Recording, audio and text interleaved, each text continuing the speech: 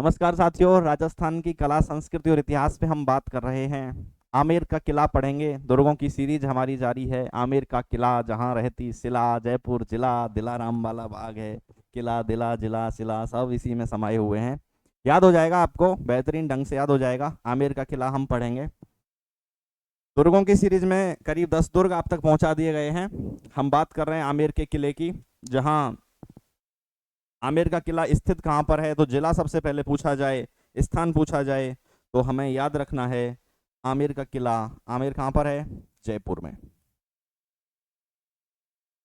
ठीक है, तो ये तो हमें जिला याद रखना है, आमेर। आमेर का जयपुर जिला। और कैसा दुर्ग है? आमेर का किला जो है वह है गिरि दुर्ग की श्रेणी में आता है। गिरि दुर्ग मतलब ऐसे दुर्ग जो किस पर बने हों? पहाड़ी पर बने हों। गिरि दुर्ग की श्रेणी में आता है। पूरी कविता सुनाऊंगा, रोचक अंदाज में चीजें याद करा देंगे आपको, सारे तथ्य याद हो जाएंगे। यहाँ बात कर लेते हैं। गिरिदुर्ग की श्रेणी में आता है। ऋषि अम्बरीश की तपोस्थली रही है यह जगह, इसलिए आमेर कहलाती है। ऋषि अम्बरीश, ऋषि अम्बरीश का संबंध आमेर से। इतिहासकार कहते हैं अम्बरीश ऋषि ने यहाँ तपस्या करी थी, इसलिए ये आम्बेर कहलाता है। अम्बरीश जी के नाम पर आम्बेर कहलाता है। आम्बेर को ही आमेर कर दिया गया है। आम्बेर एक शब्द है, अम्बरीश जी से बनाया है आमेर। ठीक है। काली खो पहाड़ी पर स्थित है किला। काली खो की पहाड़ी पर स्थित है, गिरिदुर्ग की श्रेणी में आ जाता है। आगे बढ़ लेते हैं, कुछ पॉइंट्स ले लेते हैं।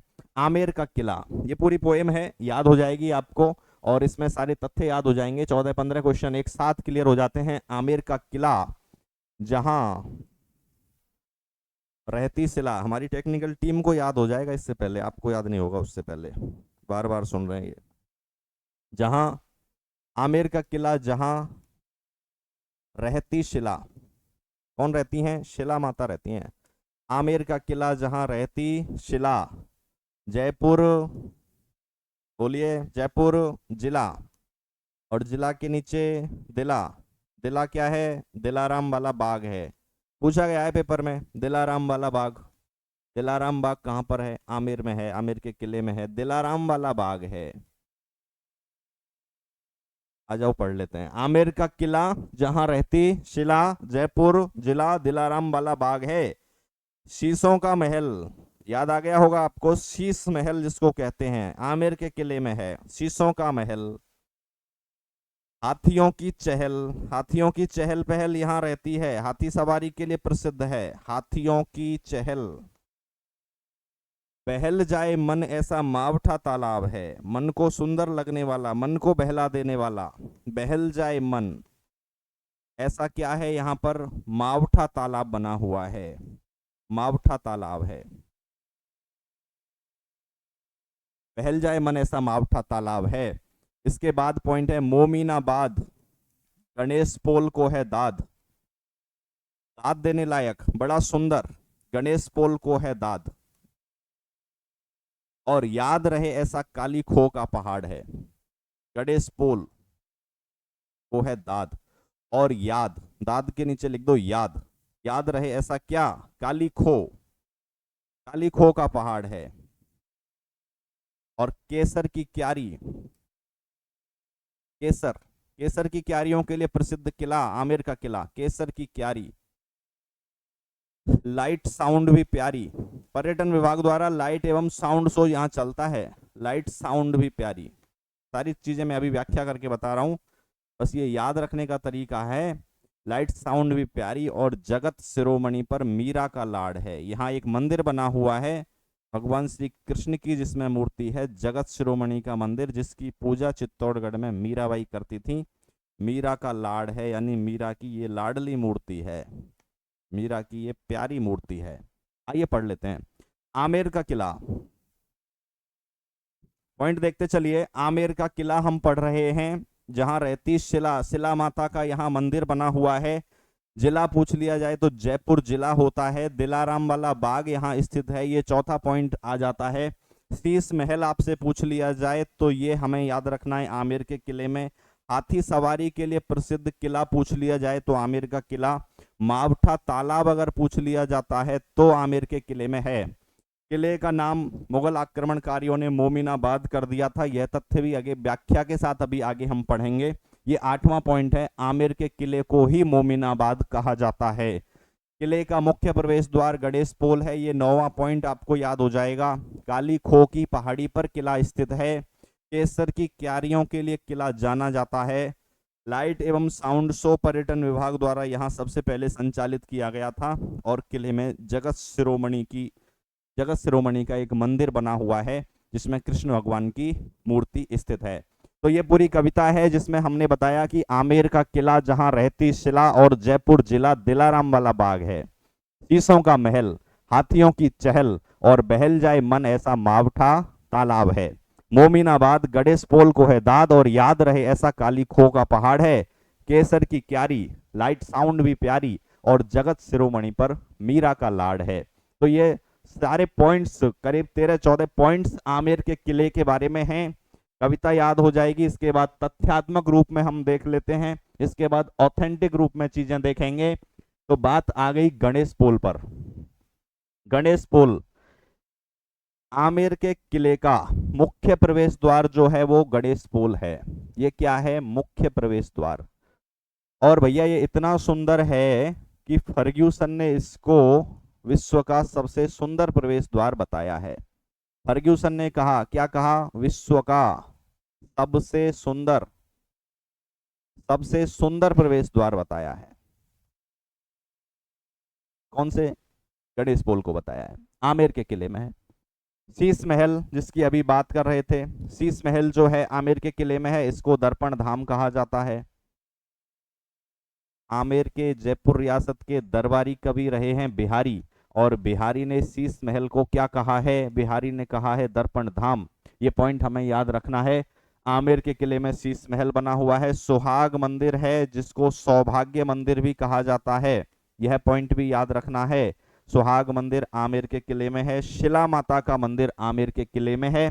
कछवाहा राजवंश की इष्ट देवी शिला माता हैं। राजा मानसिंह बंगाल से जीत करके, बंगाल के राजा केदार को परास्त करके शिला माता की मूर्ति को आमेर लाए थे, स्थापना करवाई थी, और इष्ट देवी कछवाहा राजवंश की कहलाती हैं। किले के अंदर मावठा तालाब, किले में प्रवेश करने से पहले बाहर की तरफ ही ये तालाब बना हुआ है। मावठा तालाब पेपर में पूछा गया कई बार। मावठा तालाब का संबंध आमेर के किले से है। और इसी के पास में केसर की क्यारी लगी हुई हैं। कश्मीर से लाए हुए केसर की क्यारियां यहाँ रोमांच पैदा करती हैं, माहौल को सुंदर बनाती हैं, रमणीय लगती हैं और खुशबू फैलाती हैं। केसर की क्यारी लगी हुई है और जगत शिरोमणि का यहाँ पर मंदिर बना हुआ है। जगत शिरोमणि क्या है? यहाँ पर मंदिर बना हुआ है। आमेर के किले में ये सारे पॉइंट्स हैं, ये सारे तथ्य हैं, हमें लगातार याद रखने हैं। और इसके बाद हम बात कर रहे हैं उन तथ्यों पे जो राजस्थान हिंदी ग्रंथ अकादमी ऑथेंटिक रूप से, प्रमाणित रूप से कुछ चीजें बताती है। तो आमेर के भव्य दुर्ग के नीचे मावठा तालाब और दिलाराम का बाग, दोनों चीजें अभी पॉइंट्स पढ़ के आए हैं हम। मावठा तालाब और दिलाराम का बाग सौंदर्य को द्विगुणित कर देते हैं। राजा मानसिंह, मिर्जा राजा जयसिंह, सबाई जयसिंह और अन्य प्रतापी नरेशों द्वारा निर्मित आमेर के भव्य राजप्रासाद राजपूत शैली पर बने हुए हैं, लेकिन साथ में यहाँ कहीं कहीं पर हिंदू मुस्लिम स्थापत्य कला के समन्वय की झलक दिखाई देती है। आमेर का जो किला है, इसके निर्माता की अगर बात करें तो दूल्हे राय ने इस जगह पर छोटी सी एक गढ़ी का निर्माण करवाया था, और उसके बाद यहाँ पर कोकिल देव ने राज किया, आमेर को राजधानी बनाया, और मुख्य रूप से राजा मानसिंह ने यहाँ कुछ ज्यादा निर्माण कार्य करवाए। इसके बाद मिर्जा राजा जयसिंह, सवाई जयसिंह, बहुत सारे राजाओं ने यहाँ महलों का निर्माण, भव्य राजप्रासादों का निर्माण करवाया। एक तथ्य तो ये होता है। दूसरा तथ्य ये होता है कि मुगलों के साथ वैवाहिक संबंध स्थापित करने वाली पहली रियासत जो थी राजस्थान की, वो आमेर रियासत थी, कछवाहा राजवंश। तो यहाँ जो शासक थे, इनका मुगल दरबार में आना जाना रहता था, और वहाँ के जो कारीगर थे उनको यहाँ पर लाए और यहाँ कुछ महलों का निर्माण करवाया। तो राजस्थान के सबसे पहले आमेर रियासत के जो महल हैं, जो स्थापत्य है, वहाँ मुगल शैली का प्रभाव दिखाई देने लगता है। इसलिए ये तथ्य लिखा हुआ है कि यहाँ पर हिंदू मुस्लिम स्थापत्य कला के समन्वय की प्रवृत्ति भी दिखाई देती है। इसके बाद कुछ नॉर्मल से पॉइंट हैं। आमेर को जाने के लिए जोरावर सिंह दरवाजे से सीधी सड़क जाती है। ऊंची पर्वतीय घाटी में एक विशाल प्रवेश द्वार को पार करते ही ढलान शुरू हो जाता है जो हमें आमेर दुर्ग के पर्वतांचल तक ले जाता है। आमेर के राजमहलों में जाने के लिए मावठा जलाशय के किनारे स्थित ऐतिहासिक दिलाराम के बाग से होकर रास्ता जाता है। मिर्जा राजा जय सिंह द्वारा 1664 ईस्वी में निर्मित इस मनभावन बगीचे के एक सिरे पर पुरा संपदा का संग्रहालय है। आपको ये तथ्य जो कहीं नहीं मिलेगा वो यहाँ मिल गया कि मिर्जा राजा जय सिंह द्वारा इस बगीचे का निर्माण करवाया गया। कौन सा? दिलाराम वाला बाग। दिलाराम वाला बाग यहाँ पे बनवाया है। किसने बनवाया है? मिर्जा राजा जय सिंह ने इसको यहाँ पे लगवाया है। इसमें अनेक प्राचीन शिलालेख, अलंकृत पाषाण स्तंभ और प्रत्याहार कला के केंद्र, आभानेरी से प्राप्त कलात्मक और सजीव प्रतिमाएं प्रदर्शित की गई हैं। जो संग्रहालय बना हुआ है इस दिलाराम बाग के दूसरे छोर पर, उसमें ये सारी चीजें रखी हुई हैं। और किले के ऊपर जाने के लिए प्रथम प्रवेश द्वार जयपोल है, जिसके भीतर बना विशाल प्रांगण जलेब चौक कहलाता है। जलेब चौक परीक्षा में पूछा हुआ क्वेश्चन है। जलेब चौक जो विशाल प्रांगण है, विशाल आंगन जो है जलेब चौक के नाम से, वो आमेर के किले में स्थित है। इसके बाद कुछ और पॉइंट्स हैं। आमेर के अन्य राजभवनों में महाराजा मानसिंह के महल, रनिवास, परिचारिकाओं के भवन, दालान, सुरंग, बुर्जें इत्यादि हैं जो अपने शिल्प और सौंदर्य के लिए दर्शनीय हैं। आमेर के प्रतापी राजा पृथ्वीराज की रानी बालाबाई की साल महलों के पीछे की तरफ पुराने भवनों के पास अवस्थित है। ये बालाबाई की साल याद रखनी है हमें। बालाबाई की साल जो है वो आमेर के प्रतापी राजा पृथ्वीराज की रानी ने बनवाई है। बिशप हैबर आमेर के महलों की सुंदरता को देखकर मुग्ध हो गया। उसने लिखा है कि मैंने क्रेमलिन में जो कुछ देखा है और अलंभरा के बारे में जो कुछ सुना है, उससे भी बढ़कर ये महल हैं। यानी क्रेमलिन और अलंभरा के महलों से भी बढ़कर इनको बताया है। आमेर के महलों को किसने बताया है? ये कथन बिशप हैबर का है। यह बात हमें याद रखनी है।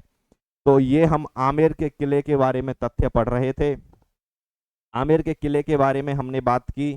राजस्थान हिंदी ग्रंथ अकादमी के तथ्यों से हमने इसको समझा, ऑथेंटिक जानकारी प्राप्त की। इससे पहले हमने बात की थी कि यहाँ क्या क्या दर्शनीय चीजें हैं।